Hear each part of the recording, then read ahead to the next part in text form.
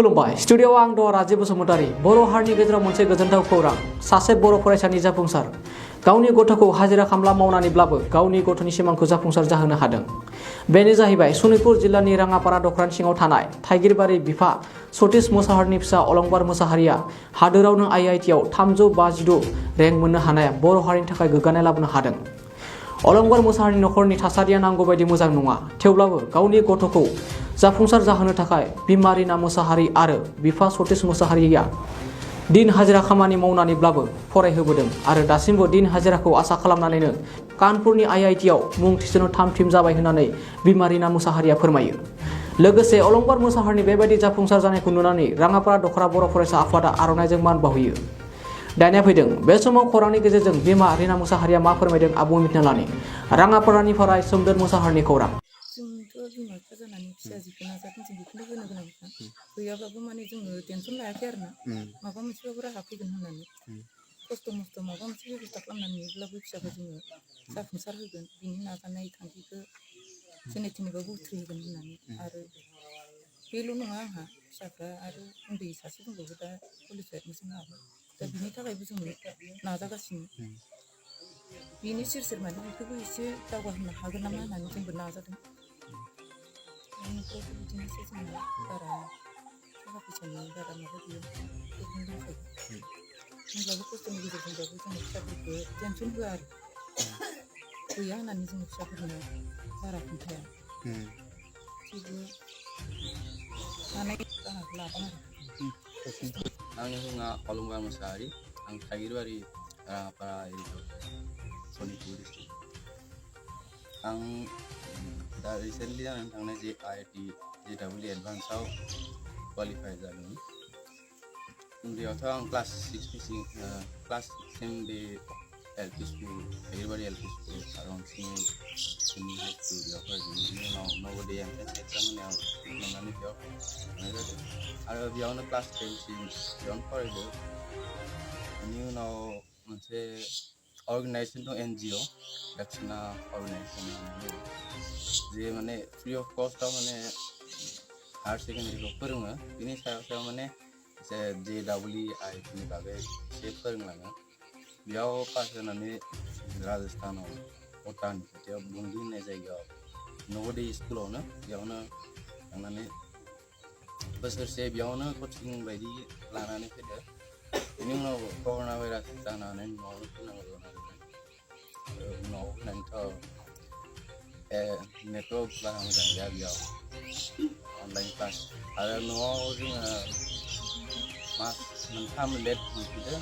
बाखि माने स्टुडेन्ट बिसोर थांजोबबायमोन गासैनाबो स्टाडिफोरा जाजोबबायमोन मास मोनथामनि उनावसो जों न'आव फैदों। उनाव अनलाइन क्लासथ' लानो हायासै बेनिखायनो बिसोरनिया सिगां जाग्रोबाय आंना उनाव जाबाय कप आप खालामनो हायासै इउटुबनिफ्रायनो फरायनो गोनां जाबाय। क्लास 12खौथ' फुरा इउटुबनिफ्रायनो फरायबाय। बेनि उनाव रेंकखौ आंना केमेस्ट्रिनि मार्कआ एसे खममोन बेनिखायनो अल इन्डियान रेंकआ फैयाखै। बेनि थाखायनो शेड्युल ट्राइबनि रेंकआव फैदो बेयाव all India schedule tribe rank बेयाव फैदो 356। दायो काउन्सेलिं सोलिगासिनो बेयाव आइआइटि दिल्लीयाव कम्पिउटेशनेल मेकानिक्स आरो आइआइटि कानपुराव डाटा साइन्स एन्ड स्टेटिस्टिक्स बे मोननै साबजेक्टआव सिट मोनदों। दा आङो आइआइटि कानपुराव डाटा साइन्स एन्ड स्टेटिस्टिक्स बेयाव एडमिसन लानो कानपुर दिल्लीयाव लादों।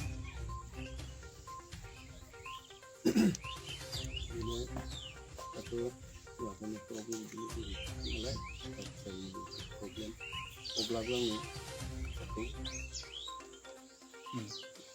हाजासे फरायनो नाजाबाय।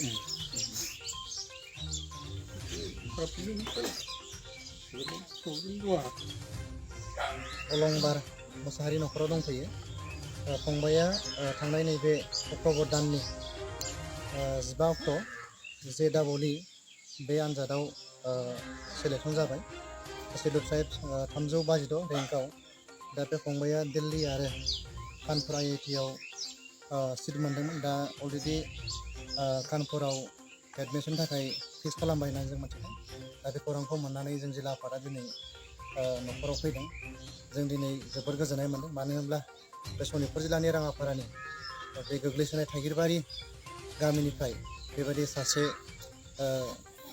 गुन गोनां फरायसा ओंखारनाया जोंनि थाखाय जोबोद गोग्गाथाव। दा जों आसा खालामदों बे फंबाया जि थांखि लादों बे थांखिया मोजां जाफुंसारगोन।